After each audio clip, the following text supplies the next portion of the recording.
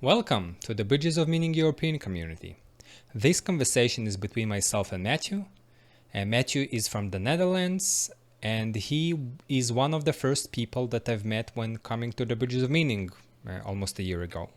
He helped me to organize the book club, and this is how I became more involved with Bridges of Meaning, and this actually why I'm doing those kind of conversation and presenting them to you. We talked about what the bridges of meaning in general mean to us, and we talked quite a lot about what is an optimal book club. So I hope you enjoyed the conversation, and I see you in Landau. Goodbye.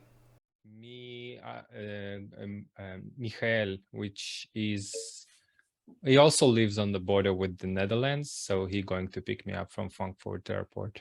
Oh, that's then nice. yeah, he's taking me in the middle of the way, and he already like showed me his bookcase of all, like a very nice book set of all the books of C.S. Lewis. And he said like, yeah, I have a spare copy. I like, sold. Sold. I'm buying all the book set and then like flying with it to Israel and back after Landau. So I already bought books. Already before the event started already. You see, yeah. I think it would be very good if there's like a bookstore there. They would sell many books. Yeah, that's a good idea. Well, at least Michael will bring some of his like 2 copies of stuff that he has, so he'll bring few of those, and if people want to buy from him, really nice copies, really well done. And Why yeah, you why you are interested to buying the collection of C.S. Lewis? Interesting question. Okay. First of all, I was in the mindset, I was influenced by this minimalistic movement about 8-9 years ago, and I tried to eliminate everything that is stuff from my life. And I moved my apartment every year almost, and every time that I moved, I just like, I don't need this, I don't need this, this is junk, this is just nostalgia memory. So I get rid of everything. And I butchered all my library of books that I bought, and I used to buy quite a lot, and just transitioned everything to the Kindle.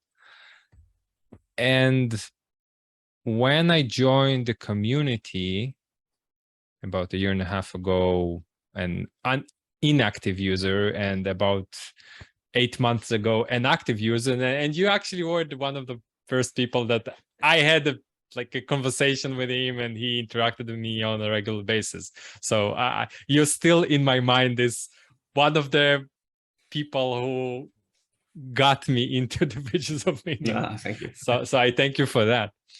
And when I returned back to the community, I enjoyed the community, I noticed that my relationship to books is different when it's physical and it's not. And I still hesitant of having a lot of clutter and a lot of just books lying around. But I also understand that my involvement in the book, and not just it's there, but the rereading it after many years, just because it's on a shelf and you like look at it and like, right, I don't remember what inside this book.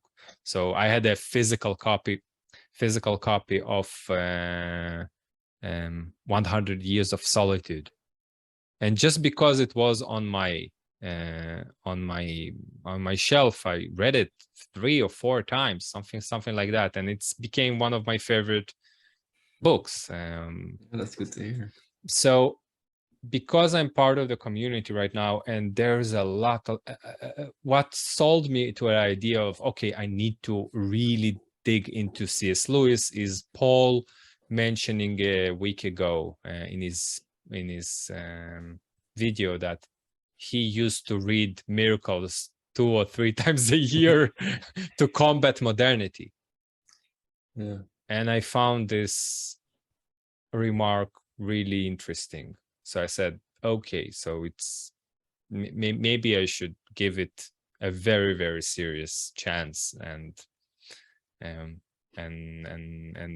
so it jumped to in my reading list really, really in the top priority. So when the person said like, yeah, sure, I have all of this C.S. Lewis book set, I said, sold. For the highest bidder, for the highest price. I'm the first bidder, so I don't know. Now it's gonna raise up the price. Exactly. I need to stop talking about it in my videos. No, it's an interesting shift. I normally bought always physical books, but recently I had some ebooks, but recently I also bought an e-reader because I was reading on the PC screen, but that like in the end of the evening after work. Yeah, if you already sit 8 hours a day after a screen, you don't. Yes, the screen is not that well to read it. So I bought the e-reader so you can read a little bit more calm for the eyes. I think that's helpful. Mm-hmm. It doesn't trade-off. Like I like e-readers because you can make notes and it's easy to search for things. Like you know the book, oh, that word was important. You just search it and page 100. And if it's physical, you have to go to the pages. Mm-hmm. If I find an interesting book, I make an index at the end, like on the first or the last page. Then you have like this interesting concept, and with the in a real book. So you make in a real book, mm-hmm. Yes. Mm-hmm. That's not. I'm not doing that constantly, but sometimes it is helpful. Like then you can have your own catalog of things you can find. Yeah, there's two things that is beneficial in an e-reader, which is English is not my native language. So I can just click on a word and tell me the translation of it.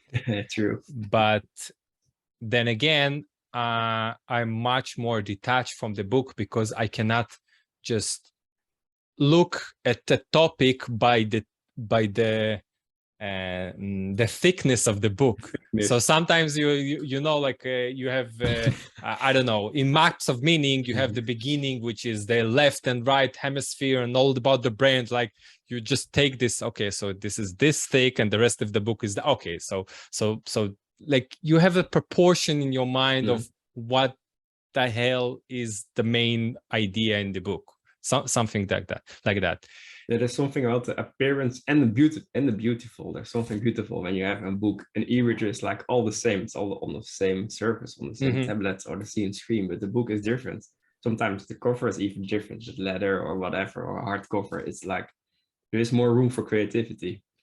Yeah, and also the table of contents. So to return to it like I like to do it in a physical book every time. I go to the table of content and like, what am I reading?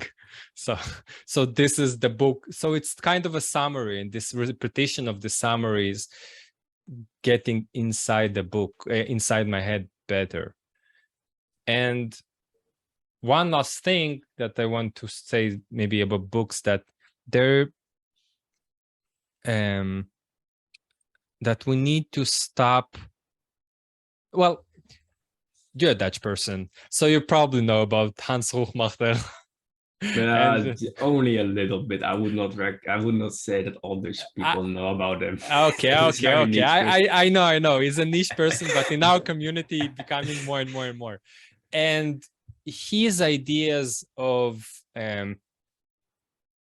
really delving deeply in those art things that jump to your attention. So you don't look at all the museum, you look at 2 paintings that jumped at you.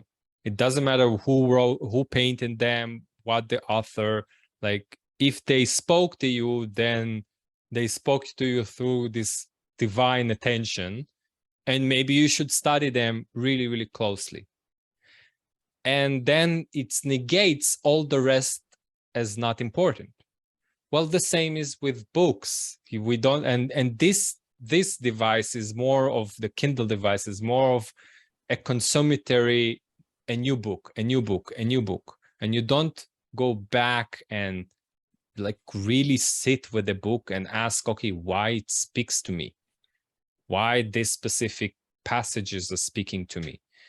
And that's what the tradition of the Protestants brought to Christianity, for example. Like, no, you take this book and you know it like really well. By mind and by heart. Yeah, exactly.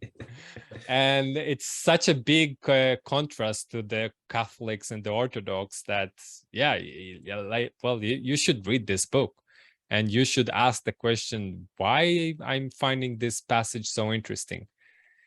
And I think I heard a lecture by Peterson, and it was in the middle of us reading The Crime and Punishment. It was a chapter about Lazarus, and then like I start to look at Lazarus and the story of resurrection of Lazarus as this guy who is like a young guy who is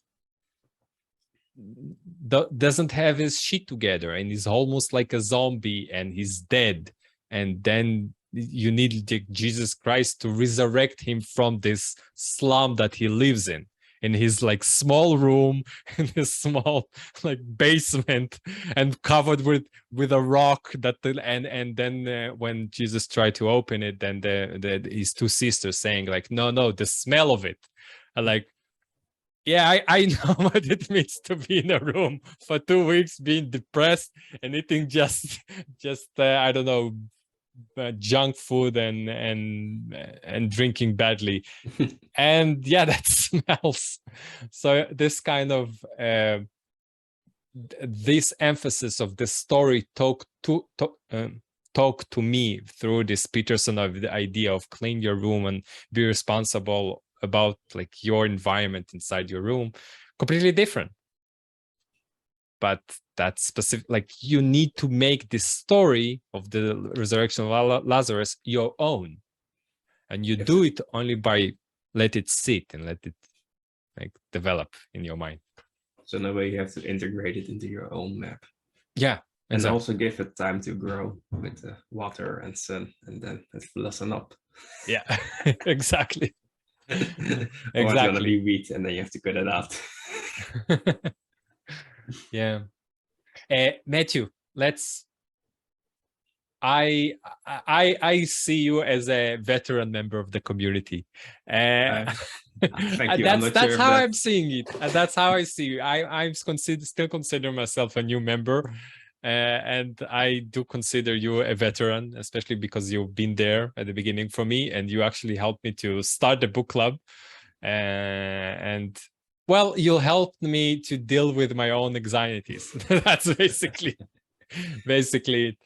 And figure out how to maneuver through Discord and to do recordings and everything. It seems you made much progress because I was not active that lately, and still you are growing. You have your own YouTube channel, something like it, and having conversations, and you are very active now. That's good. I tried. I tried very actively to. Well, it's you do something and you become part of a community and you do something small for the community, and then people notice it and give you a little bit more responsibility, and then you said, sure, maybe I can deal with that, and then you do another thing and another thing and another thing, and it grows and grows and grows. So I don't know, but I am curious to hear your story, how you got to Bridges of Meaning, how you got to these parts of the internet, your attitude towards Bridges of Meaning in general, and the fact that you just took a few steps away from it for a few months, at least as I notice it. Okay, that's many questions, but we can okay. delve in it with the last one. I can explain that. Before that, I was mostly just a student and studying, and then I started working. So that takes a lot of energy and time to adapt. So that was one of the big reasons why I was less active, and that's something I have to consider, like how much time do I want to spend on the internet. In general, including this Discord. I mean, it is easy to spend time idle. I wouldn't say that all time on a Discord is idle. That would not be fair, but it's there has to be, I have to ask myself, like, what do I want from it, or what can I give? Those are questions that still have to ponder on a little bit more, I think. So what do you get? What do you get from Bridges of Meaning? Or what did you hope to get when you followed the steps to get here? How you got here? How I get here? All right. I think it's all started like I was just watching YouTube, like most of us do, and then I saw this. I noticed Jordan Peterson become a little bit more popular, but I was not that interesting in that guy. And then I saw a commentary on him from a Dutch pastor or American Dutch pastor. And then I saw who's gonna listen to a 2-hour commentary. So I watched the like the 5 first minutes, and I said, nah, who's gonna watch this? And I don't know, maybe it was summer vacation. I was not doing anything. I said, let's just give it a try. That is something, the person I am. I like to give things a try, even like on the surface or the appearance is not like much going on. And I say, who knows, maybe there's something going on there. Well, I want to understand a little bit more on Peterson, maybe from a Christian perspective. Well, this seems like a good opportunity. And then I get hooked. Yeah, like most of us or some. Yeah. So that, I think. Was it during the pandemic? It was before, 1 year before the pandemic, something like that. Yeah. So I think when the Discord opened, I was not in the beginning. I think a few months later after that, I joined. In the beginning, it was a little bit overwhelming. I mean, there were like 500 members. I thought already like, well, this is already too much.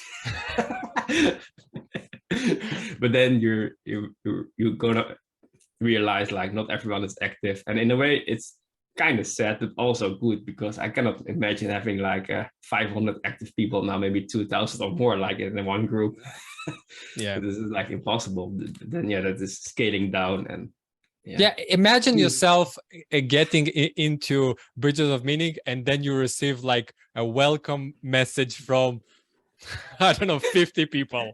Like, whoa, too much. Yeah. So at least when you get a welcome message from like 4 or 5 members, it's really nice, but yeah, you need a limit. Yeah. So that, and then something. But did it help you during the pandemic, the Bridges of Meaning Discord? I would say it very much helped me. It's like it was helpful to have conversations at certain levels, but then I also realized that the kind of conversations we were having, I can also have those with my friends. So it's like, I know at least 3 friends of mine who have sufficient knowledge, at least about Jordan Peterson and his stuff a little bit. So it's like, but I think what helpful is like, there is like this age component, like all of them are a little bit younger than me, like 1 or 2 years. Mm-hmm. Well, here at the Bridges of Meaning, like I'm one of the younger guys, I guess. So I think that's something I appreciate, like the age difference and more seasons in life and have more experience and wisdom. And there are things I'm in a way looking for. How can I see what other people do and integrate it in my own way? I don't think I have to copy everything, but there are things that can be learned from, and you don't have to discard other people's past or future. Yeah, you found that conversation with people who are different from in age group is different. So like you spoke with people who are much older. There's like people in our community who are 60, 70. Most of the people in my book club is people in the pensioners. Engineers. Oh, that's interesting. Maybe I should have joined the group. Exactly. That's exactly was my point. So I was there. Well, me and Dantes, but Dantes don't say anything. It just lurks in the background and makes remarks, smart remarks about philosophers. But all the rest, well, we're not a big group. We have 5 people. So. Let me know when you go to the next book. Then if I have enough time and energy, then maybe I could join. I took a break during the summer because like this Landau preparation just overwhelmed me, and so I took after we finished the book Crime and Punishment, it took us 8 months. So after we finished it, I said, okay, let's stop a bit. Right. So we return just after Landau, probably in 2 weeks, and we'll start something new. I already have something planned. And then Right, we'll then no spoilers. yeah, Just spoil. kidding. I don't believe in spoilers. So we'll see, but no, but what you said is an echo from the famous Joey speech, and that maybe what you need to, like, a lot of men, what they need in their life to sort their life and become a better people is just to be with other men in a room with different ages of men and just having conversations and like seeing how those people are dealing with certain problems. And just the fact that I had few conversations with Chad is great, because you see him most of the time kneeling in front of the Lord on his knees, doing his styles, doing his work, and just having conversation with him. So yeah, the different age group. I don't know. For me, it was a big deal, and that's echoing what you said, kind of. Yeah, this, if you don't have sport or religion or something like church, it's kind of hard to get into the age group. The funny thing is, where I'm working now currently, I'm also the youngest again.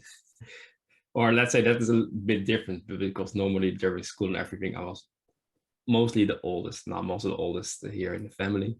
But then it's like now I'm younger again. I can take notes and be more in the background and analyze things more, my kind of stuff.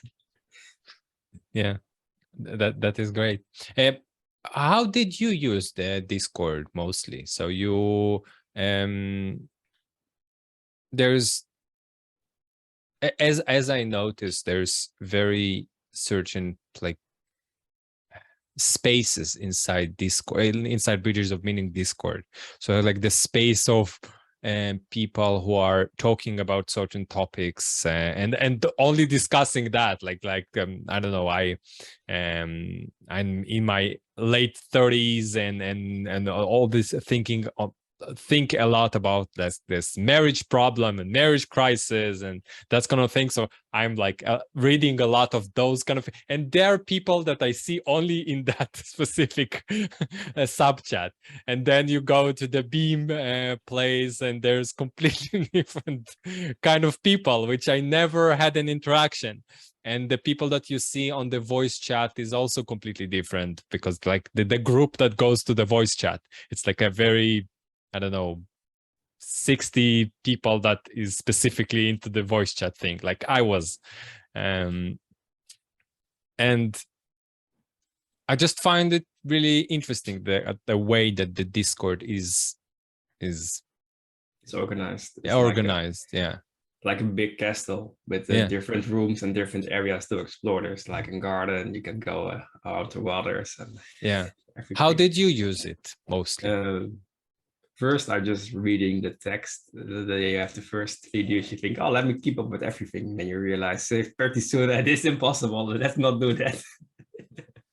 So most of the time I stick with the back in the days with just one general, but then that's what I stick mostly by. And now general 1 or general 2. It's like, and sometimes there are interesting things like on the marriage or relationships things, or sometimes there's an interesting topic like about Kierkegaard, some other things, and I try to read those things.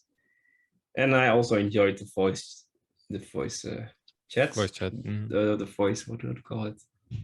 Yeah, voice chats. Voice chat, all right. I was a little bit confused, but that are things I like, because it's kind of random. You don't know who shows up, who's there, and you also cannot predict the conversation. Like, are we gonna talk about Kierkegaard or about the marriage crisis? You don't know. Maybe they already solved it, or maybe they are just living in a completely different part of the world and don't see those problems and have a different look on it, or facing other struggles. So there's like this opportunity, or like this unknown adventure. No, adventure is maybe too big of a word, but you don't know what's gonna happen there.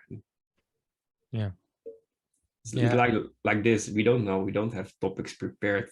Yeah, At least I don't. Maybe you have a list. no, like I have maybe one or two standard questions, like, oh, you come into Landau, yeah, so tell me what you expect or something.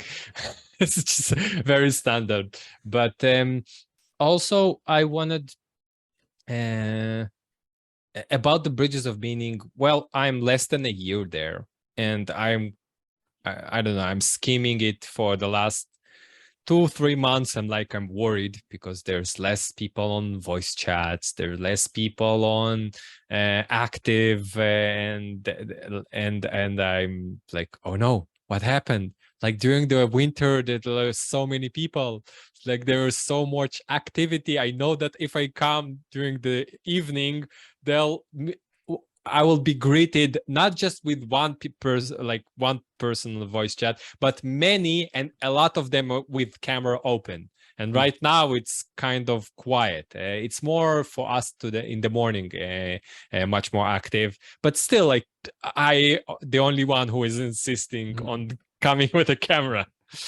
And what I wanted to ask, because you're kind of a veteran in the Bridges of Meaning server, is it this fluctuation is because of the time of the year?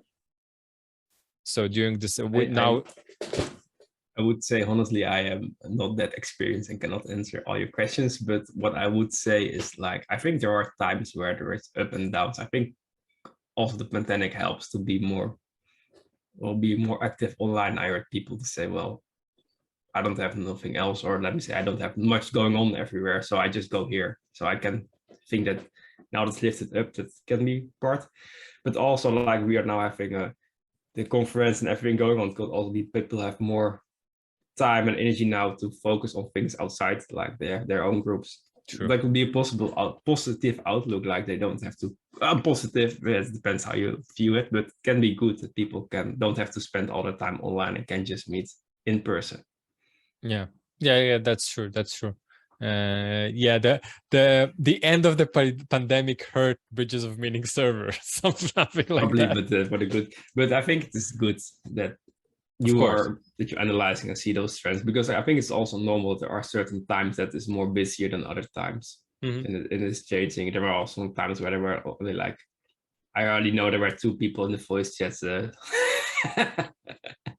week in, week out, and now they are not that active more here. So it's changing. Yeah.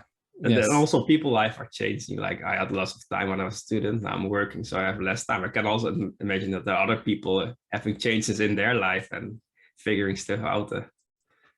Yeah. Well, that's. Oh, yeah. So there's two things. First of all, the fact that the pandemic is ended and you have more stuff to do outside of just the home and the internet, and that's the more healthy things as well. So the healthy thing is the physical outside world, outside of those just cameras. This is a very good tool to enhance a certain elements of our life, but it's not a replacement. No, I agree. Yeah. So that's one thing. And the other is, well, there's more activities of regarding Bridges of Meaning. There's people who are full in, like, and I love those people like Matthias and Cassidy, and I really aspire to be one of those, and that's why I'm tweaking so much things on myself. Like I really want to like be invested in the Bridges of Meaning community and develop it. So but because now our community is very focused on getting the things physical, getting the things outside of the Discord, which is a weird, it's kind of a self-destructive move, kind of. It's like you have to let something die to let something grow. Yeah. And the people who are listening a lot to my conversations, I whine about it quite a lot. The fact that the Bridges of Meaning is dying, and I'm afraid of it dying or something like that. Why are you afraid of that? I'm afraid to lose those connections, although they are not as deep as I can make in a physical world with a few of the friends that I have. but there's still connections, and every single connection that you lose, you feel the pain of losing a person that, like, yeah, like, yeah, it's you. I still feel like, and it's not to say anything bad, but like, you feel a certain sting when you send somebody that you in good relationship to, you send him a message and he won't reply to you for 3 months. And that's what happened, and that's what happened when you find a job, and this was happened when, like, me and Al, we had to during the it was like in February, we had like every single conversation, a lot of conversation about monastic practices and like the Lent and different those kind of ideas. And then the Lent starts, and we said, okay, this is our goal for this Lent. And his goal was to use less electronics. So I started to use less electronics and disappeared. And that's it. Like, that's the last time that I spoke with him. So I have those mixed feelings in me. In a way, it's good that he is active, pursuing his goals. On the other hand, it's like, in a way, we have to learn how to build community relationships, but also how to enter them in a proper way, or let other people know, like. Yeah, so I kind of feel like this girl that had an amazing date, and then the guy never called afterwards. Like, what? Like, we started to build something and you just disappeared. So that's why I'm saying that there is a certain fear of dependency on the Bridges of Meaning Discord, and because this dependency is not concrete, like solid in the real world, and you get burned, kind of get burned by different relationship that you're trying to build. And it's not criticizing anybody or saying any bad things about Al at all, like, but it just the nature of the beast. That's the thing. Yeah, I can imagine it kind of hurts when you have the same outlook, or you think you are building something, and then maybe in the other eyes it was very different, or maybe implicitly already understand that if I go less electricity, less context, so he thought you understand. It's like miscommunication through text or online is very easy. Even in the real world, this communication is already super hard. Yeah, exactly. Even when you live together in the same house and see each other every single day, all day, then it's still hard. What it means when we talk on text and remote, in people who are in different countries. Sorry. Yeah, that's very weird. Okay, let's go back to some standard questions. All right. All the way to the conversation is all right. What do you expect from the Landau conference, and like what would you like to get from it? Yeah, what I expect, I don't have that much expectation in a good way, that like I'm just going there and see what's going on. In a way, I also be curious to meet people who only saw digital, now see it in person, in real life. That's something is interesting. You have specific members that you would like to see in real life? No, not that much, but I think it would be good to just see people we talk with. Also, sometimes people who are not active, to see them. Hey, what kind of people are those? And what can we build, or what can we see together? People who are not active on the server. There are people who are not active on the server on purposely, but if they are like in meeting or in person things, they are coming and they are likely to do that, or they watch everything. So it's like, those are also interesting people. Furthermore, if there is something I would to get from it, like getting some wisdom, but also sometimes it would be good to have some elderly mentor, a mentor, like somebody who can guide. Sometimes it's not that I'm completely lost, luckily, but there are some still things I have to figure out, and I think even if you're old, you still have to figure things out. Yeah, that's true. The fact that you're aware of that, that's excellent. That there's Yeah, being aware is the first step, but what's the next step? Well, that's okay. You maybe you'll figure out somebody who is on the next step. Yeah. But that's the part of the attention. You seeing certain people who are part of this community and like saying, oh, there's some kind of traits that admirable in that person. Yeah. Maybe I can learn from that. Yeah. Yeah, that's true.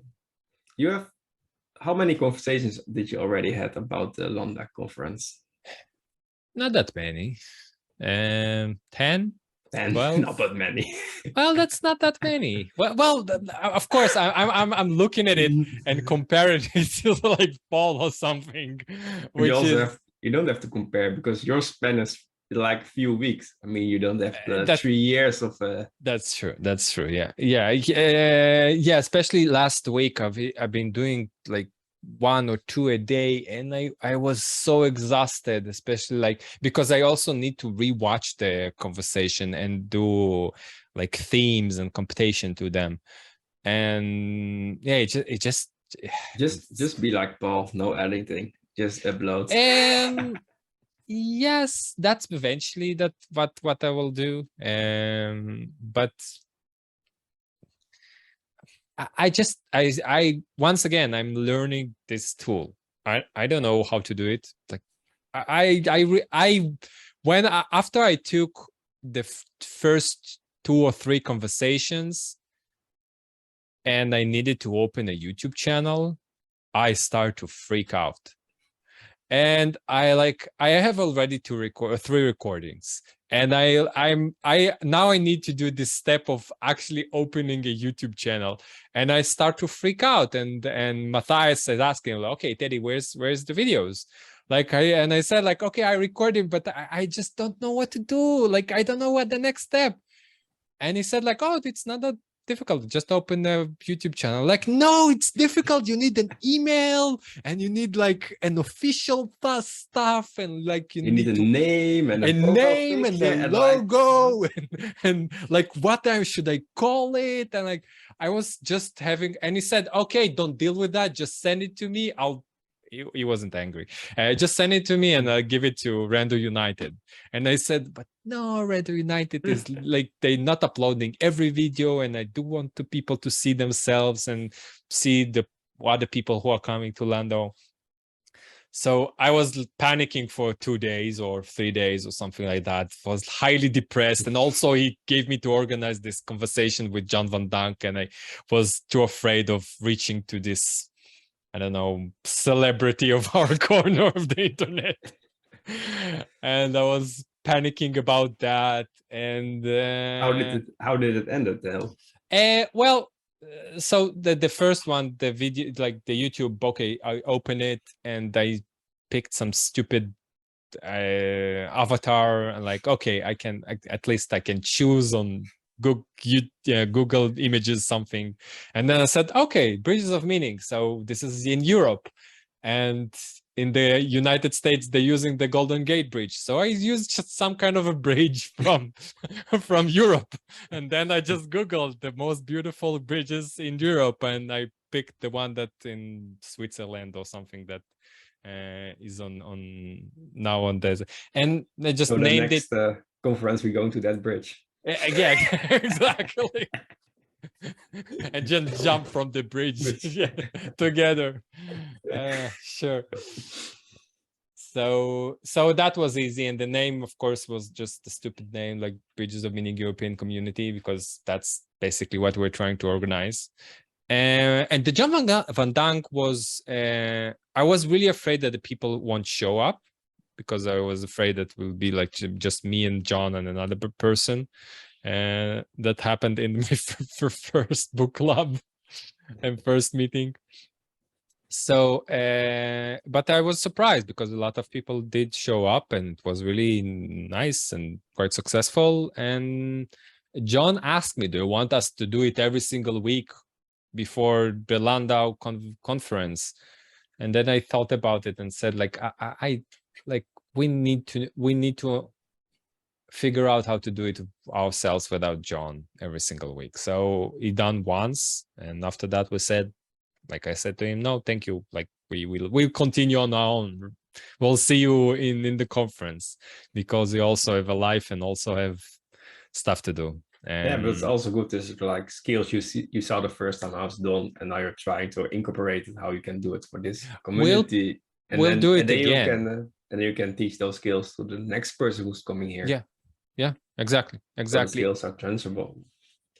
And what really gave me the motivation is after a conversation with Felix. He called me off record, and he said like, oh, like, just like, you really inspired me to do those kind of conversations. So I just bought Zoom premium and reached to somebody on Twitter that I disagree with from the transgender community in Germany. And we now have a conversation, and it's happening like in a week or something. Ah, that's cool. And I was amazed. Like, what? I didn't do anything. I just had the conversation. Like, I planned the conversation, and then something in me changed. Like, something I understood. Oh, this is what Paul was doing. Like, that's just it. You're just reaching for people and having a conversation. So instead of watching, you are now imitating. Yeah. So basically, that's exactly what I started to do. I said, and after a conversation with Matthias about like what to do with the how should I conduct those conversations, he said, oh, just use Paul protocol, like have conversation, upload them, show it to people. If people say sure, keep them up. If they say no, so don't. And that's basically what I started to do. What I would want, what I would like it not to be, is not to be like a highly theological conversation that sometimes we have on voice chat, because I don't like them. Like, I like and participate in them from time to time, but I don't think it's what people need. People need to get out of the chest all this stuff about meaning and Jordan Peterson and why they're here and what's wrong with modernity and why they think the world should burn, but maybe not, and maybe we need to start to do something locally in our community. So something like that. So I do think the personal is what leading our community much more than the theological, reason-based or book-based. Do you kind of understand my idea, or I don't know? I understand. Yeah. But to add to the point, like in a good world, ideas and persons are not that separated. I mean, if you have ideas, you should live them out. And if you want to live your life out, you have also some ideas, or at least try some things to do. So true. I can understand, because I can understand because I see the topics of coming by. It's like sometimes can be very technical, and then it's like, how useful is it to make this small of distinction? I mean, for some it does, it changed the whole world, but for most it doesn't do anything. They didn't even know that this existence. Yeah. And that is the trade-off, because for those few people it's very personal, I guess, or it could be.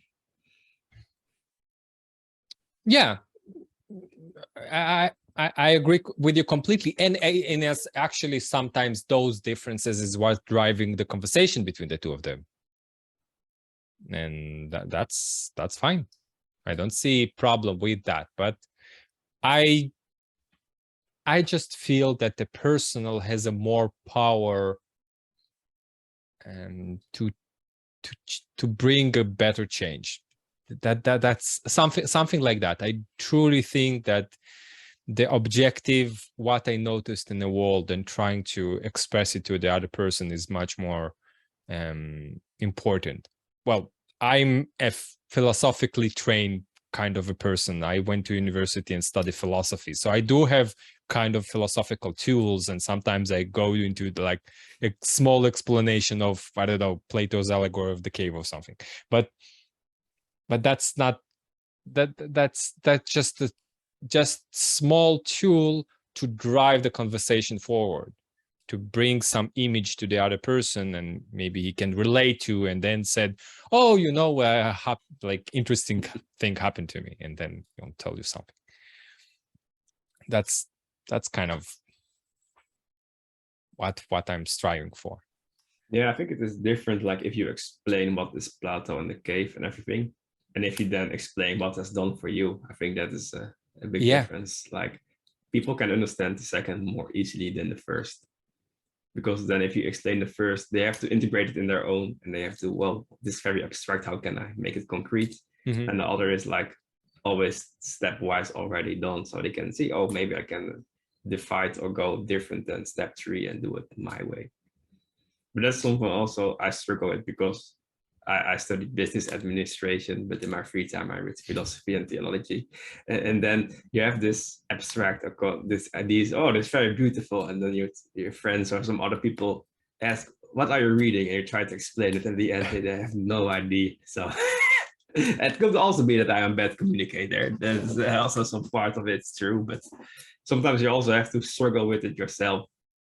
Mm-hmm. And there are things that cannot be, in a way, they explain it by words, but if you integrate it in your own system, sometimes it's hard to explain it with words, and then sometimes it's better just to show how you live. Yeah, that you take like a big concept and show how it plays out in your own life. But that's so basically what a lot of philosophers are doing. They're looking at text, they're looking at stories, and then trying to make a generalization about the story. So like they're picking the elements and saying like, okay, so what happened with, like, the story of Oedipus is kind of a prophetic idea, and that's something that it can, come on, how it's called, is faith and I forgot the word, and the necessity of faith exist or not. Can you resist faith? Determinism. That, yeah, like if Destiny. Destiny, determinism, is it part of it or not? Like, can you exist it or not? So that's basically what literary critics, philosophers doing, like taking certain story and extracting it out of it. And then the problem is that they try to bring the extraction to the other person and saying, look, it's valuable. And I don't think that's the case. The case is like you take the extraction of this idea and then you put it on yourself, and then you tell it to the other person. And then you create a new story with this element that you extracted from Oedipus's like myth. So that it's basically a retelling of the myth through the logical kind of perspective, through the logic of the extraction of the elements in the myth. So maybe that's what called embodiment of certain ideas, and this is what Peterson called make these stories your own. They make those ideas your own. So you like bring it through you and through your personal stories. That's what I think I'm trying kind of to do, and I think is important when we're having those kind of conversations. And what kind of stories are you trying to live out yourself? The one that I bring. the one that I bring forward, and I try to bring every single conversation like a new story, a new idea that I talked about or I noticed, and sometimes you asking me questions that I didn't thought about deeply. Like Stefan asked me, okay, so what's the meaning of this painting? And I told him about Lost in Translation, and then I never thought why Lost in Translation is so meaningful to me. But then we like kind of went together through a certain journey, and I myself understood why.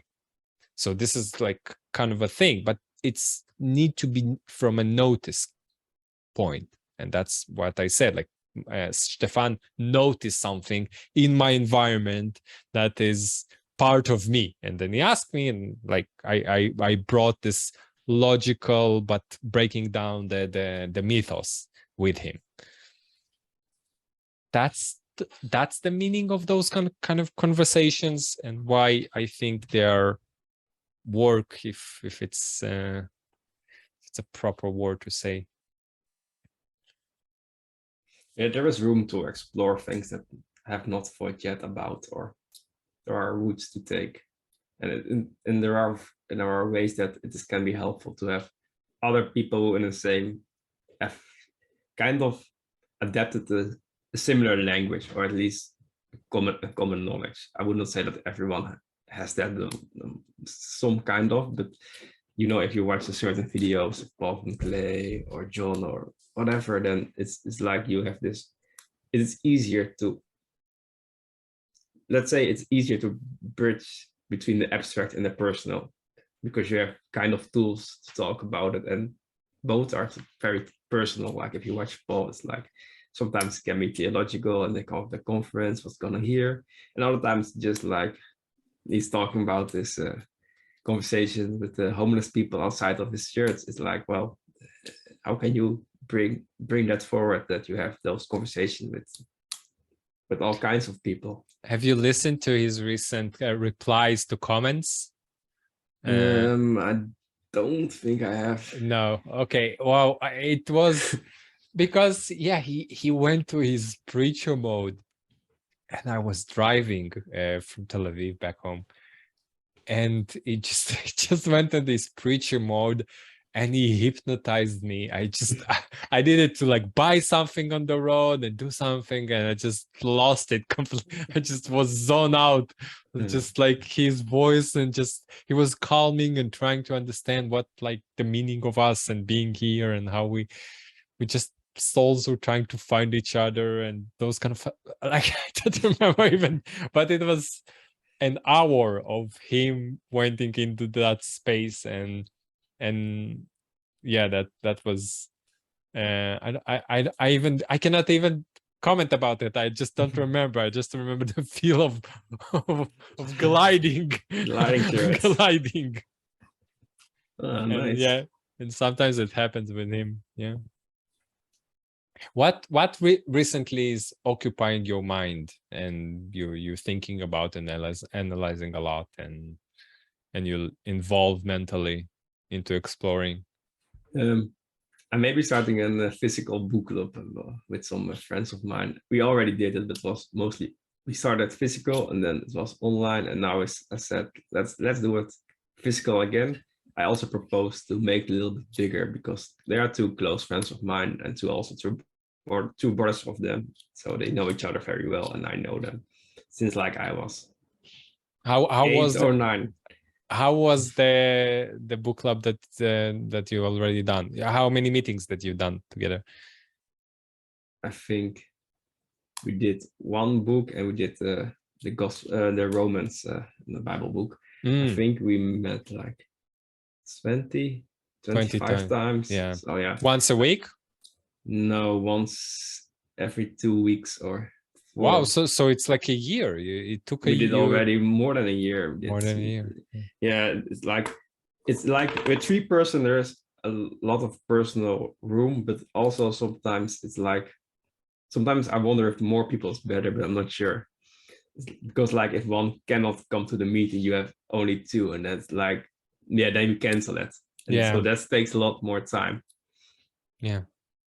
But it was fun to do. And now, how was what book did you cover? We did Knowing God by G.E. Packer. Okay, I don't know who it is, but sure. He's an Anglican, and now we're going maybe to do. I have to translate it because we're doing in the Dutch book, but it's written by an Eastern Orthodox metropolitan, something like that, or philosophers, like being and otherness. Being an otherness. I Okay. think that's I can Okay. give it a YouTube search. And what was your tempo? Like how fast you progressed through the book? Was it a chapter a week? Yeah, something like a chapter a week. And chapter was like between 15 and 30 pages. So it took some time. Yeah, so it's kind of a slow read, like slow, methodical. Yeah.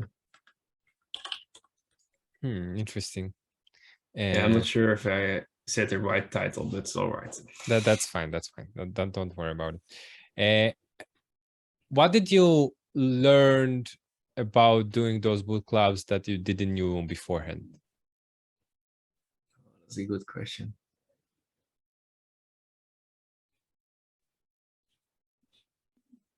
I think that's a good question.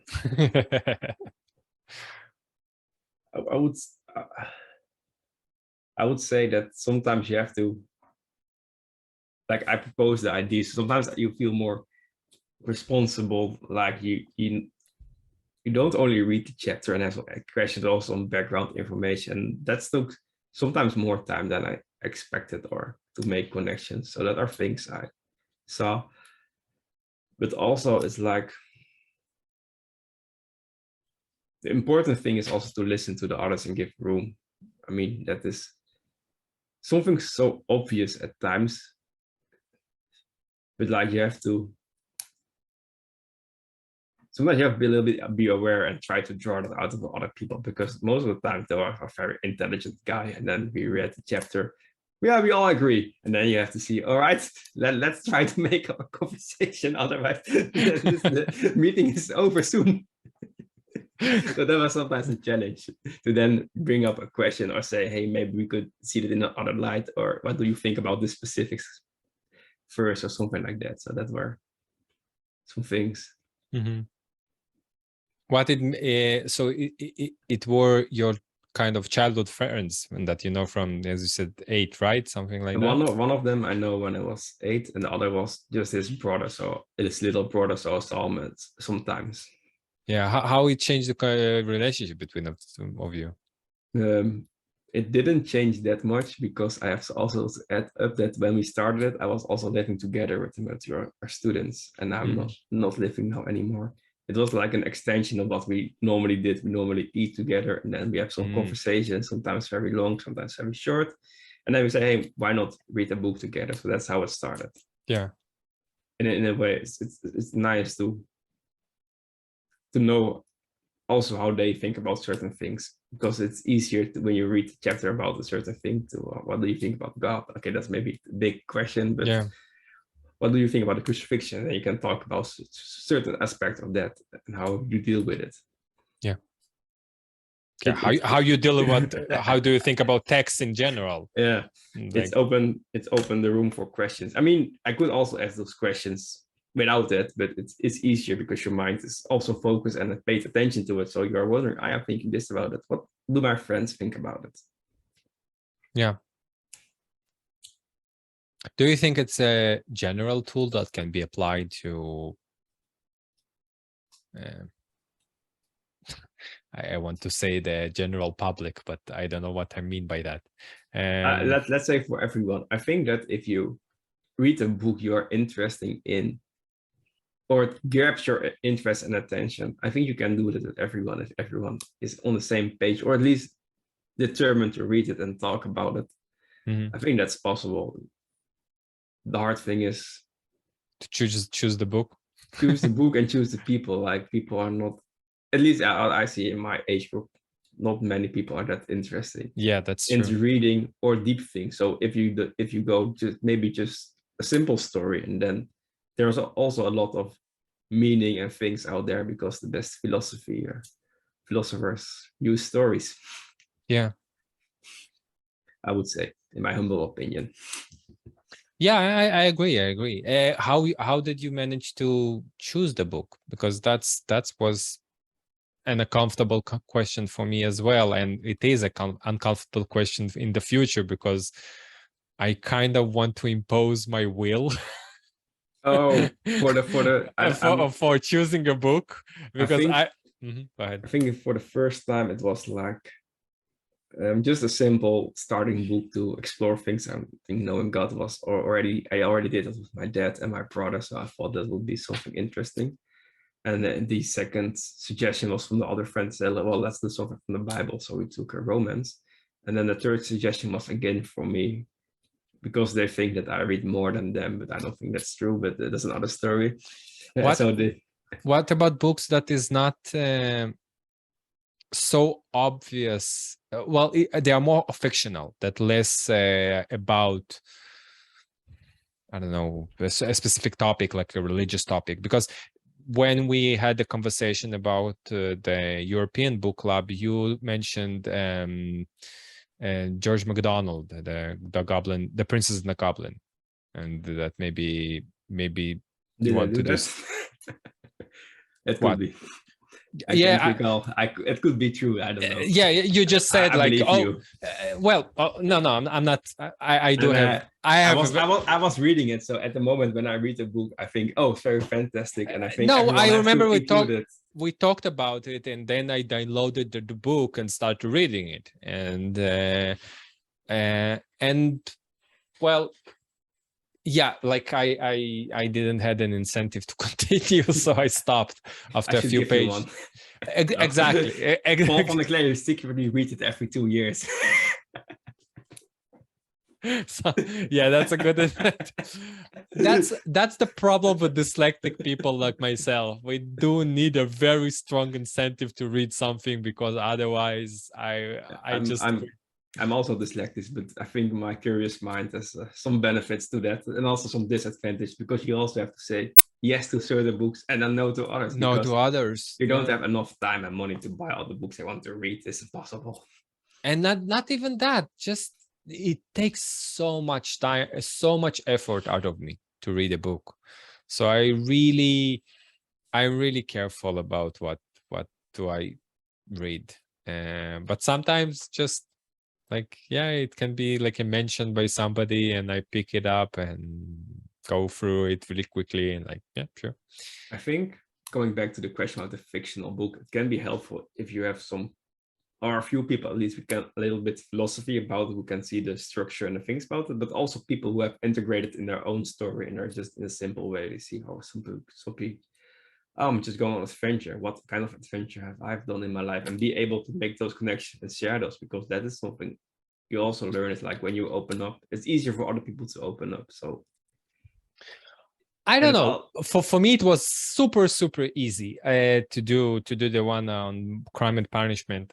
I think there's two elements. One, I grew up in a very literate house, and we talked about personal stories and stories in general a lot. So we done this move of, okay, this character is symbolizing what? Like, okay, this character is death. Okay, sure. Then you like look at it from this perspective. That's one thing. And the second was my philosophical education. And I actually want to connect it to something that you said. The best classes that I took in philosophy were classes where they brought us in a room. They said, okay, this is Descartes' Meditations. And you just read together, 15 people, 15. Like most of the people were quiet. So that like there's 8 people who usually spoke. And you go passage by passage and just dissect it to death. And after a semester, we've done only 2 meditations. Because in a secular environment, you need 2 meditations to see why everything is bullshit. And the rest of the meditation is talking, Descartes tried to bring God, and this in the secular school you don't do. So we didn't cover them. But what we done that just 2 meditations, which are, I don't know, 30 pages, even less, like 20 pages. And very, very, very slow reading and understanding. And this is the philosophical education that is a true education. But because to sit in a class and get a lecture from a guy about the philosophy of aesthetics, that's not an education. Education is coming to a class with people who also have a mind and think, and that's all what they needed to do. They needed a class. They needed to bring us all in. You are guys who are interested in philosophy. Give us a book. Now you're reading Kant. Good luck. And leave us for a semester. And that's it. And to do it every single class in every different topics. And that's it. No lectures, no stuff. Just there is a certain curriculum of books that you need to read together and struggle. And I don't know, I think that's what I'm trying to do right now. Make your own philosophy class. Yes, I do think that also our corner of the internet are doing that exactly, specifically this. I don't care about your education. I don't care what you know, what you don't know. You can read this passage. Let's talk about it. That's it. Yeah, I'm sorry. I got angry. I always get angry when I'm remembering my university time. No, it's all right. Feelings also have a place in our existence. Yeah. So we talked about reading fiction. So I don't necessarily think that you need some kind of education to do that, because you actually can sympathize with certain characters. Or you read a book, I don't know, Anna Karenina, and you're saying, okay, I can sympathize with Karenina who's done adultery, or I don't sympathize with her, and etc. And see how your sympathetic connection to the character changes along the book. That is true. You can ask yourself, why do I feel for her, or why do I strongly oppose those actions? Those are good things to do. Yeah, and that was amazing to see in the Crime and Punishment book club, that there's like two older gentlemen. One is defending Raskolnikov all the book, and the other is like, no, he's a scoundrel. Oh, that's and just like he's like horrible person. I think he's lost. There's no hope for him. And they're just like those two opinions continuing all along the book, and I was jumping between the two of them, like like a referee, like a ping pong. Yeah, like I don't know who's right. And who won in the end? No, just kidding. I don't know. That's not the point. And now I'm just in a dread. I'm in a dread about choosing the new book. You can also ask if they have ideas or things. Of course. Yeah, that's definitely it. But that's bring us a little bit backward. I'm very hesitant about reading books that I never heard about. I'm so scared of that. But you also can imagine that people in the book club maybe never heard about that book or never read it and also did it. That's also scared me. I want something that everybody know and nobody read. Like Don Quixote. I want this book. I want books that are considered like the pillars of the Western world, and maybe delve into deeply, like, I don't know, Epics of Gilgamesh, the Faust, and Shakespeare. Sure, like we can go to those really hard, like Victor Hugo. Like go and pick any of them. Any of the one that you got a list maybe 100 years ago from your professors. This is the classics. Know them. And that's what I think in the modern education we don't know them. We don't know the Bible. We don't know the Iliad or Odyssey. Most of us didn't read Plato. Most of us didn't knew who Virgil is. Like, I don't know who Virgil is. I know him by name. I never read anything of Virgil. I never saw his picture. I never seen his Instagram. He's not so active on the Discord.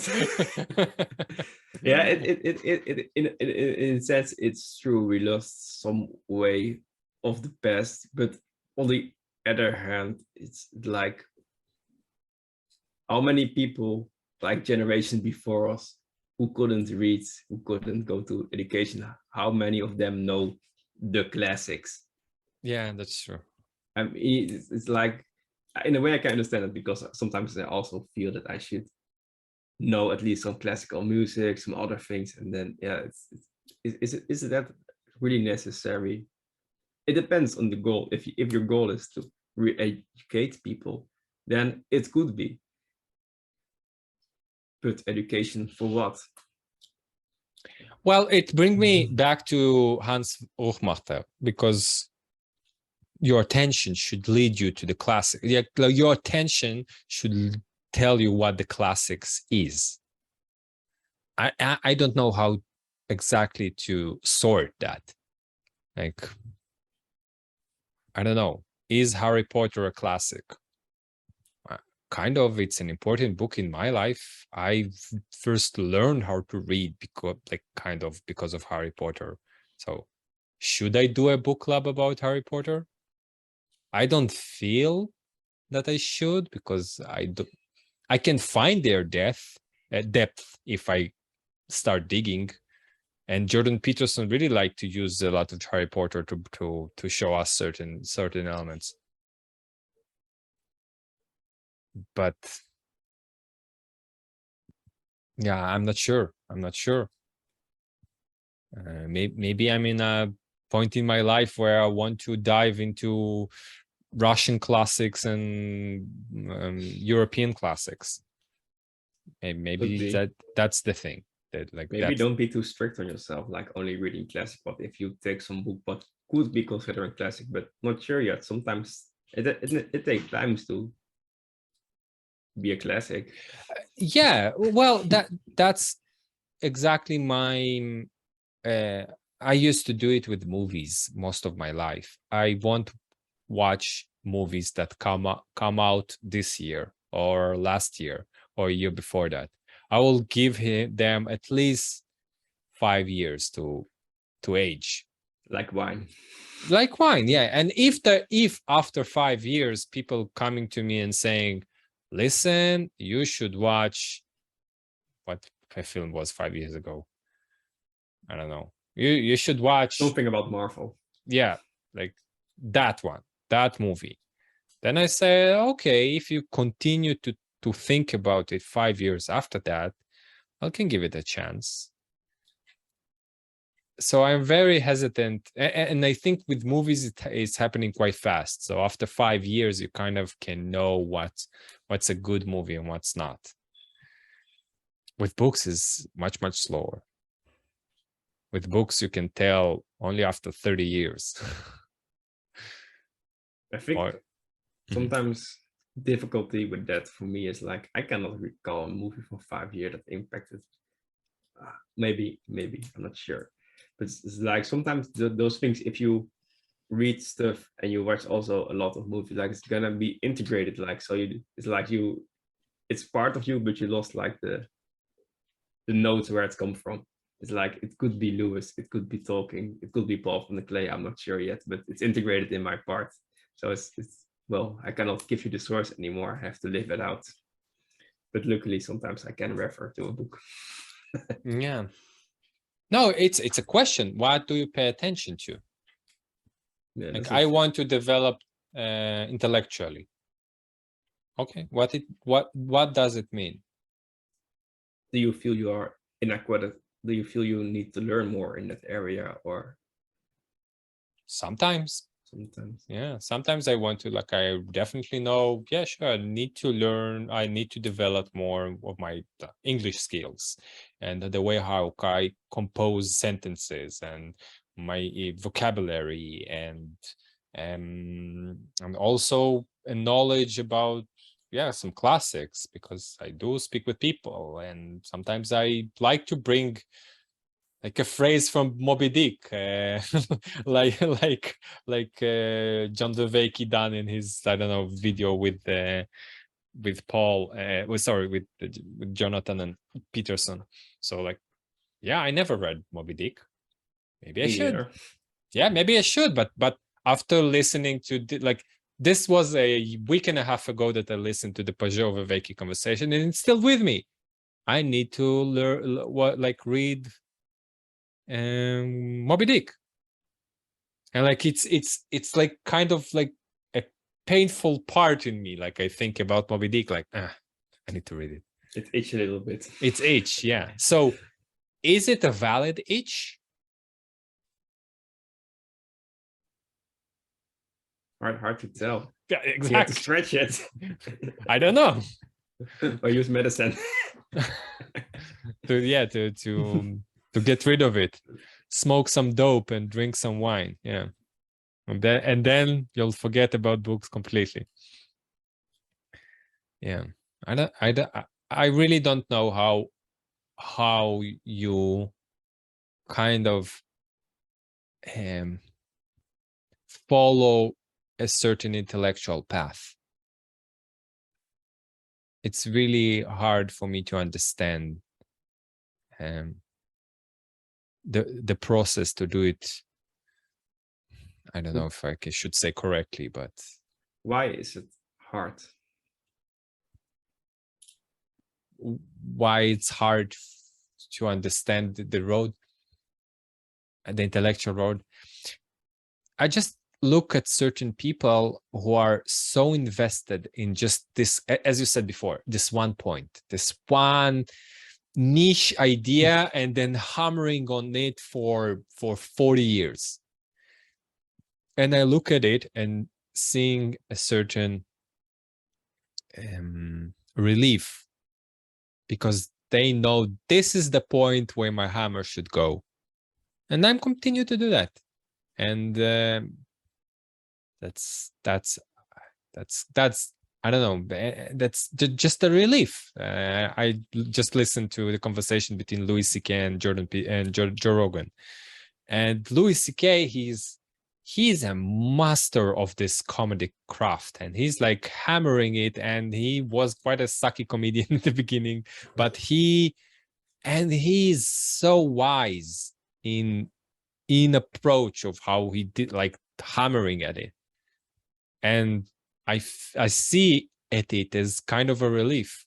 He knows what the stuff is, or people who are, I don't know, doing some kind of other intellectual pursuit and knowing a certain interest that they have, or a certain topic that they need really to improve. And I found it relaxing. I don't have that kind of thing.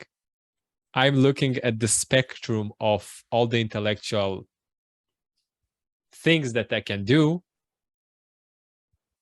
and I'm drawing to everything.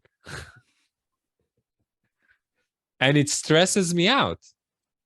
Like libraries used to stress, they still stress me out, because I'm entering the library and there's too many things, like looking at all the books, like I'll never read them all, and I need to choose, and the choice is stressing me.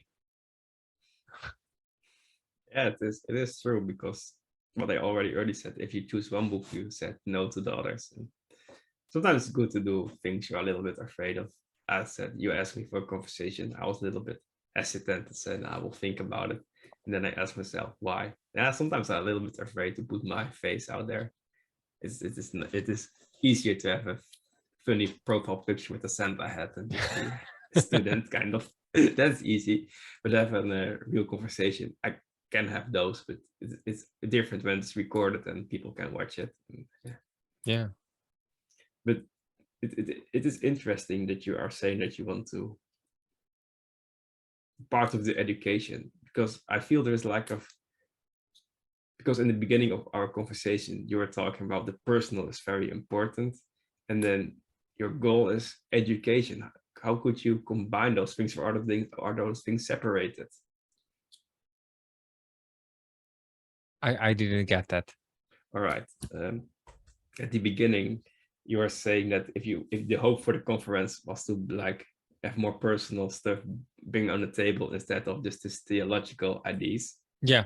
Mm-hmm. And then what you are doing now is more of trying to bring the classics up Mm-hmm. with your education. But if I understand it correctly, you want to do that to build up space for the personal, or just only the intellectual? I don't know. I do think I do think that through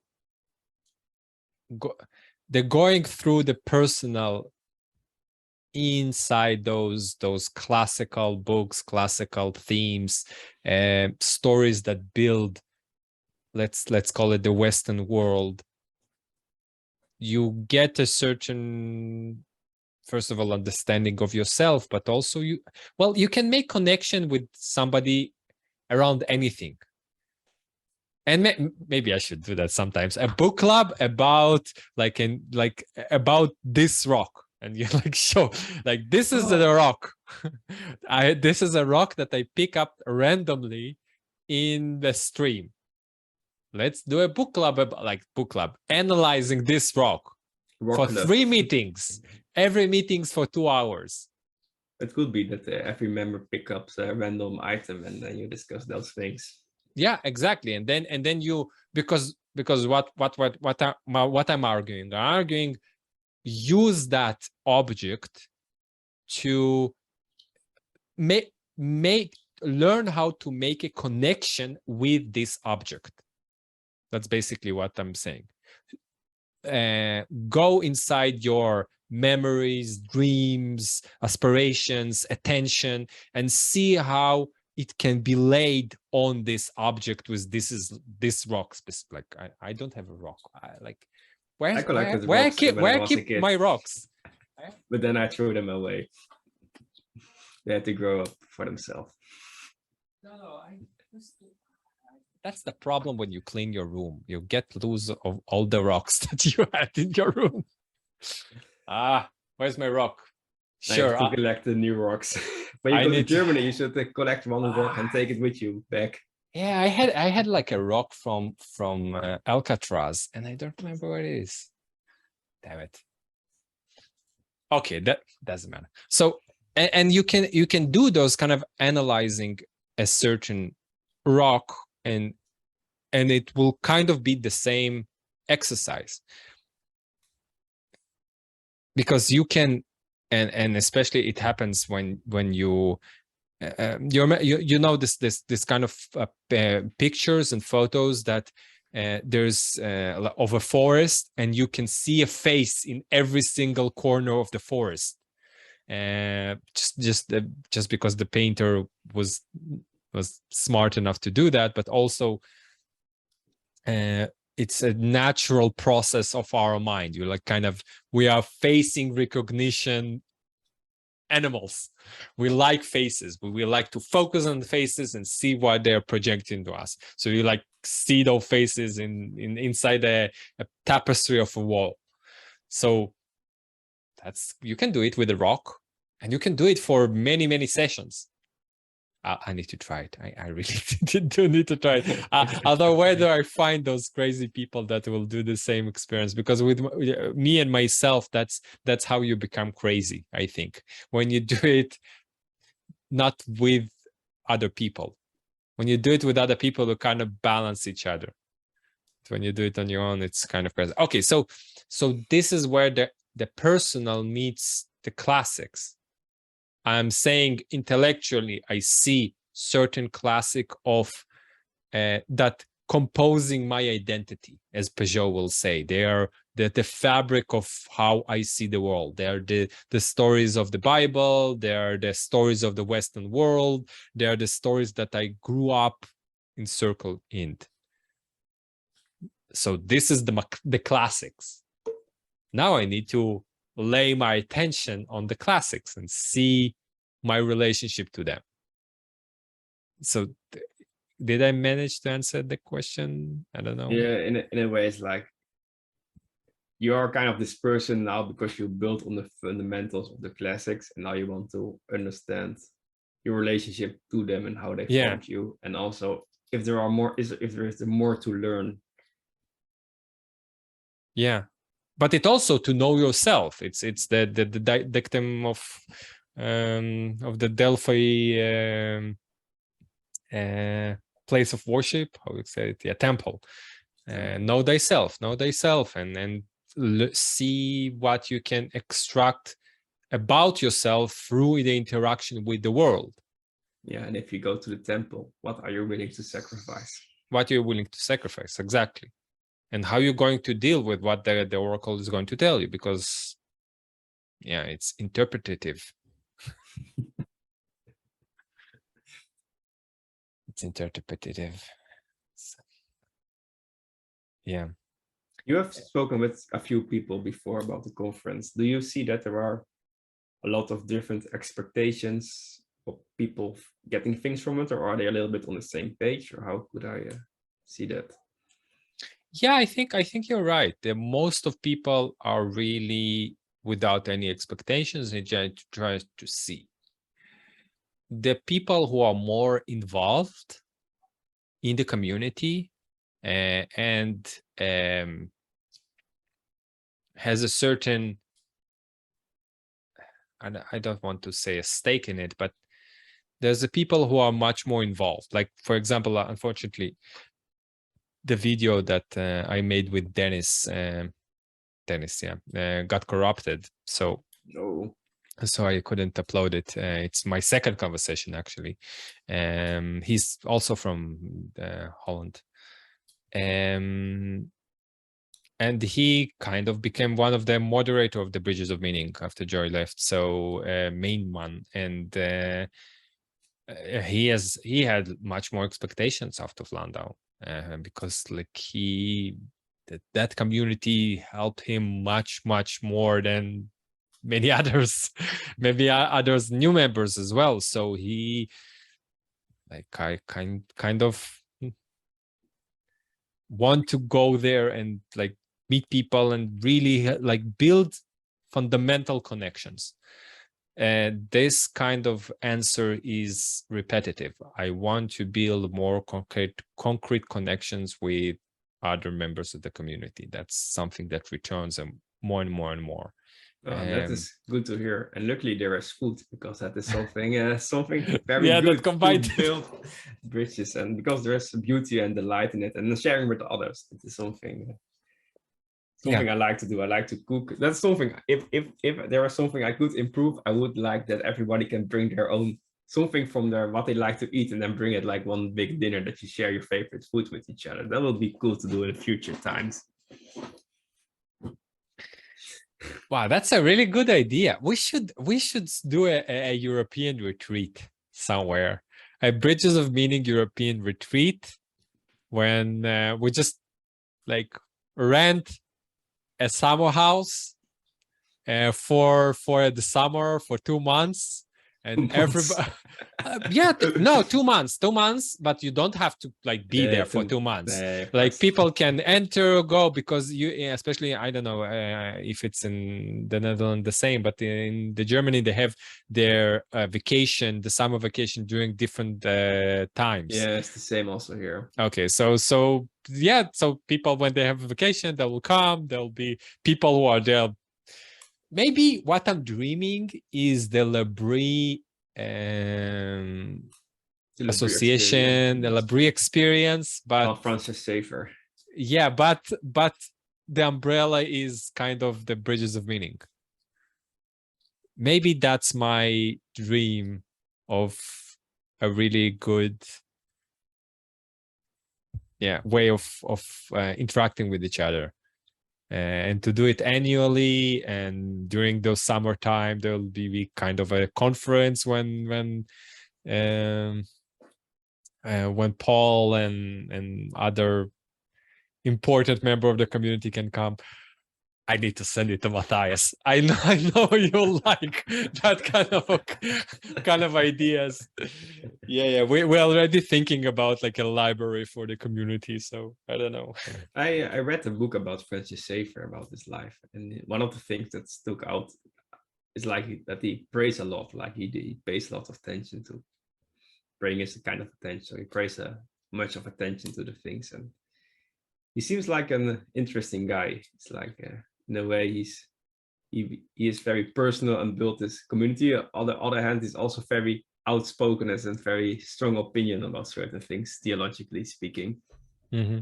Yeah. And it's interesting to see the balance, because in a way, if you have personal, there's space for growth, and sometimes if you are in discussion other things, it's going to be a little bit more rigid. But he was not that of a rigid person, but still. Yeah. It sounds that way. The only thing that I'm know about this community is through Burn Power. And that's when I listened to his. He has an hour and a half about L'Abri and his association with it, and kind of the history of this place.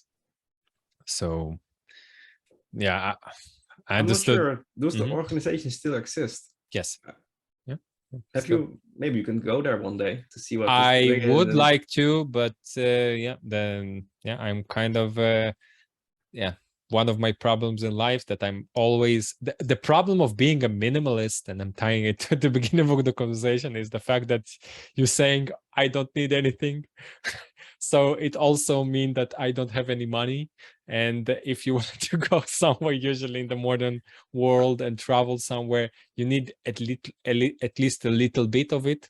A little bit is but I would say that the minimalistic approach, not that I'm doing that very well at the moment now, but it's like reducing the things that doesn't add much value to your life and keeping the things that are very valuable to your life. It's not like getting rid of everything, but it's like keeping the things that are keeping your joy and value in your life. Because and it is hard. I haven't made the transition in my own life yet, but I try to clean up some corners of my room or other places that didn't add much value up. But then there are also times when you lose things, and then it's also sad. Yeah, that's sad. It's like sometimes you lose something, and then you try to remember when you lost it, like, oh, I thrown it away many years ago, and you're like, too bad. Yeah, there's a certain problem with minimalism as well, because there's it's kind of it's the opposite of it's kind of a Gnostic practice. You're saying you just need to understand that the material world has nothing to do with you, and you get rid of it, and then you kind of as a monk extremist, but in a modern lifestyle. No, I think the difference there would be that you are very individualistic. Like the monastics, they eat together. They have many books, maybe more books than we both can have together, but it's like not their own book. It's not like their possession. It's like I can use this more like of a gratitude attitude. Yes, because and they work very hard and they don't have that much money. Yeah, it's kind of a balance. It's a way of living in a balance. But I'm just looking at those two extremes, that people who are saying, okay, I will be like a minimalist, I will don't have a house, don't have like a place, I will be like it seems that you have a house. Well, at least a roof. At least a room, yeah. I have a room that I can clean. That's true. Otherwise you have to clean the desert. That's also a hard task. Yeah. But the other side of the coin is the consumptive. There is the idea that I need to like experience those kind of experience, and then you like there's a certain. Would you say there's a difference between having materials things and experience? Like you couldn't go to L'Abri or on holiday, that could be see like something I bought, but also will it be more material or more as experience? Well. Where's my slipper?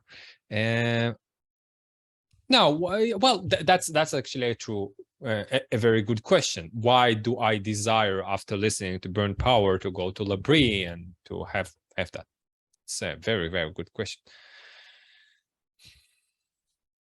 There is a certain elements in Burn Powers and in his videos, and that is a very connected to reality. And he managed to a lot of the time when I'm feeling depressed, I need to watch a few videos of him, and he really like balance me down to the world.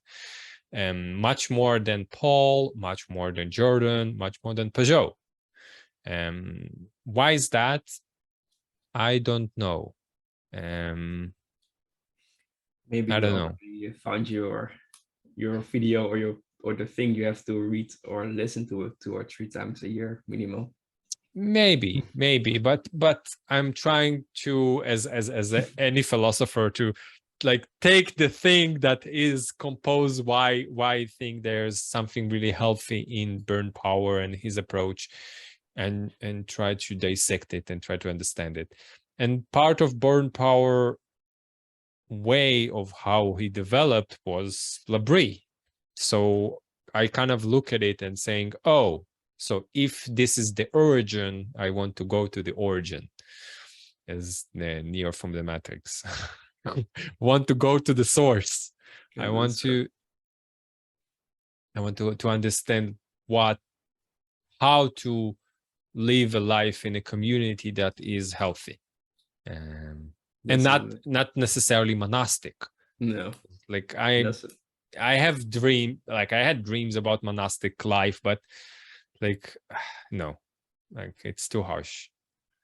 This is pretty harsh, and it's a good important question, how to be a healthy person in a healthy community. Yeah, and I don't think I know how to do that. I don't know how to do to be a good neighbor, or like I don't know.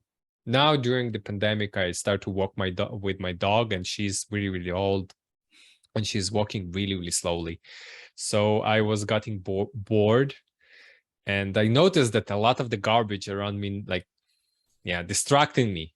So I started to go out to a walk with a bag and just picking all the garbage that I saw, and it really connected me to this place where I live. But then the other side of it, I start to be really, really annoyed in my mind about the kids that just pick, throw this wrapper of something, and this people who are loot, why you drop this stuff here and not in a garbage can. And I become really, really angry at people. So then I start to do something that, okay, I'm not picking garbage every day. I'm picking it a few times a week, but not every day. And the days that I'm not picking garbage, I forcefully don't pick. Even if it's lying here and it's a very nice thing that I can just pick up without gloves and just throw in no, I won't do it. The garbage would stay on the ground until tomorrow. Because you're setting boundaries for yourself, that you are not getting consumed by it, you're getting us that you're only focused on the garbage, because you also focus on the people, but not the people relationship to the garbage. Exactly. The relationship to you. Exactly. So I try to balance a lot of those elements of how to be a good community member, and in general. Yeah, that is hard. I'm not doing that much at the moment. I did some voluntary work, but now I'm just adapting to work. And after that, I applied for some other things now to do some voluntary work. It was kind of a weird story. They were asking for some people to help in the prisoners or with their family from the prisoners to give up support. So I had the interview. And then I said I didn't have much experience. And then at the end they said, well, we don't have money and time to train new people. And then I thought by myself, why do you then have this interview and they're calling me and everything? Just said it in the beginning, just ask, do you have experience? No, okay, call next. Yeah. It was strange though. Yeah, it just mismanagement and misorganization, but you don't need experience for anything. No, just go. Yeah. I teach some kids some Dutch when they were fled from Ukraine or some other place. Really? But there was before the war. They were already here, so it was before the war. Mm-hmm. And so then it was kind of hard because it was kind of COVID, so we had online classes. So you have to entertain or teach two people because they were a twin. They were 7 or 8. There was some challenges. Especially to keep their attention, because they went back from school and then they have to do 2 hours extra. Yeah, kind of rough. But you manage to do some things like doing some small dancing or singing that keep their attention, and they also gonna be a little bit active more, and then they can do the reading and other stuff. Yeah. Wow, that's it's yeah. It means you are much more involved in the war than I do. Although that was before the war, and after that, kind of with work, I stopped. So I know at the moment I'm not that involved anymore. Yeah. Yeah, I bet there's now much more needed to that. Yeah, true. I think if you want to be a good neighbor, start with the small things. That is, you don't have to reorganize everything and go very big political. It's gonna be just starting with maybe just greeting people and looking at the face and just asking how are they doing. And that is sometimes already hard for me. I find it easy to greet people, hey, hello, and then walk away because that's easy. But then stop and then take your time because that takes this sacrifice because then you have to sacrifice your own time and your own things. Yep. And You're saying goodbye and running away. Like, just a nice greeting. And that's something I realized. Like I was a little bit younger than I was at the party, and I was a little bit late. And instead of enjoying it with my friends and everything else, I was thinking about I just missed 2 chapters of this book I could reading now. But that's not the way how you should think about life. You shouldn't measure it in how many or how fast you can read things or how many. Well, the thing that I also noticed that in parties I was really awkward. So what I implemented was, if I know at least one person in the party, every time that I will like pick a few things that I think why this person is really cool and nice and it's a good person to meet, and then I will try to like, because most of the people are like there to meet other people, so I just start to meet between people, like, oh, like, do you know this like Matthew? He's like really really nice guy, like he's here, and like you start to give your attention to the connection between the two people you want to make a connection between, and then you start to do it in between all the people in the party, and you kind of have a job, and your job is to be kind of the hostess or the host of the event, to make sure everybody is connected. Yeah, and but how do you stay connected then? Yeah, that's usually like after I connect with few people, I'm getting tired because big crowds also make me nervous. So I'm saying like, yeah, that's my role. Thank you. Goodbye, I'm walking away. Goodbye, I'm leaving. So maybe that's not a good thing that much. But something what I picked up, I'm can analyze things and ask myself questions, and then instead of asking myself questions, I should ask the other people, because then you have to listen to them more closely and then be involved with them instead of analyzing. All right, I'm standing here at the party awkwardly, I want to read the book. It doesn't help. Yeah, that's true. But it happened all the time. It happened in conversation. Yeah. Like it's sometimes it's just all right, no worries. Yeah, it's every single conversation that I've done, if it's with a friend that I know for years, if it's a person kind of new to me like you are, the first half an hour, the first 45 minutes is, it's like going through a swamp. It's just hard. Like Shrek. Yeah. Just like Shrek. Yeah, it's work because you don't used to speak, you don't used to like to stretching your thinking muscle and your conversation muscles, and it's usually the conversation is opening up. But isn't it the same when Paul is having his conversation, like the end's getting better? It's like we need to do a warm-up. Like if you go for a run or something else for sport, you do have to warm up. The warm-ups are mostly not the fun part, but when you get into the game, then the real action or the real conversation happens. Maybe that's the same with maybe you need a little bit more warm-up time than other people. Some people can just like in 1 minute, they are just one like this. And with Paul, it's the same. But people who are usually you had a conversation with, you listen to his podcast and to his videos and to his YouTube, and you know his interest and stuff, it's much more easier to get into conversation with them, because like I know a lot about Paul and I know his kind of responses. So a conversation with him Friday or Saturday will be very easy for you. I don't know. Maybe I actually, the more that I'm investing in the community, the less Paul is important.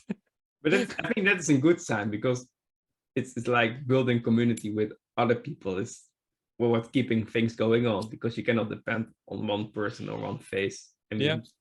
what will happen if for whatever reason you decide to spend more time in a church or family or do something completely else? Then there are enough people to carry on. Yeah, that is true. And also, that's the thing that I learned from the book club that I've done. You're starting a book club with strangers, and by the end of the book, those strangers are really important to you. And you don't need, and at the beginning I thought like, oh, I should, like, if it's 5 people, it's too little. There's need to be like at least 10. I don't know why 10, like, this is the correct number. And then you understand, like, no, you just need a few souls that pay attention. And Yeah. you don't need the big celebrity to pay attention to you. No, Because it's not necessary. it's gonna be very hard. Like if somebody, a big celebrity, is gonna recommend this book club, then next time there are 100 or just 200 people, and then you have to divide everything because you cannot imagine 100 people. in a book exactly. club. Like, if it, not just that, like, just Paul using the Matthias and me conversation that we had between us. It didn't draw too much attention, but it still like was like every voice chat I'm entering, like, oh, so you're coming, huh? The big guy is coming here to the people. I wasn't up to date. I didn't know you were a big guy. Oh, yeah, like, whoa, Paul van der Klem made a video about you, huh? So, like, what just happened? So it was a interesting experience. Nice in a small scale, but something like that. Matthew, it's getting for 2 hours. After 2 hours, I'm becoming a pumpkin. So a zombie. A zombie. No worries. Although I really enjoy the conversation and I can keep the conversation for another hour, but unfortunately, if I continue with you on another hour, then I will be like done for today. So I still need to do kind of things today, and that not just connected to the bridges of meaning. That is completely understandable. Yeah. So I do. It's one of the things that I didn't anticipate. It is how demanding mentally it is just to have a conversation with people. It is, because you have to pay attention, and like real attention is not like I have a smartphone and I can just say okay, and then you go on to the other conversation. Now I have to think and respond with you. Yeah, and it's kind of difficult. I still need to think about it more, and maybe how to understand how to train myself to do it all day and not just all day. That is kind of hard, but yeah, it's a good goal. Yeah, because I listened to Joe Rogan for many years, and Joe Rogan saying like, oh, it's so easy, we're just sitting here and talking shit, and he do like one podcast after another, so he's doing 6 hours of podcast sometimes. And I thought myself when I was listening to him, yeah, you're kind of right. It's easy. You just sit there and have a conversation with people. Now, after these 2 weeks, I understand that no, that's not easy. That just even without any preparation, just sitting with people, shooting shit and talking about life and common interest, it's still not easy. Still not easy. I agree with you. It's not easy. It takes skills, hard work, and there are also different level where you can reach. Some people can reach like 2 hours conversation. Other people take 6 hours, and that is fine. Yeah. You just find your own challenges and be content and grow in that. Yeah, that's true. It Matthew, nice, so we are going to see each other in 5 days. I hope so. If everything is gonna ride with the trains and the cars, then I will be there. Yes. Yeah, I also hope. Like I don't know if my tickets is really a ticket. Who knows? Maybe it's not. I hope to see you there. It will be great. Yeah. Thank you, Matthew, for having a conversation and agreeing to have a chat with me. Also, thanking you for taking responsibility and doing those kinds of things. It's also important and also valuable. Yeah. Thank you. Hey, Okay, Matthew, see you. see you right. Bye.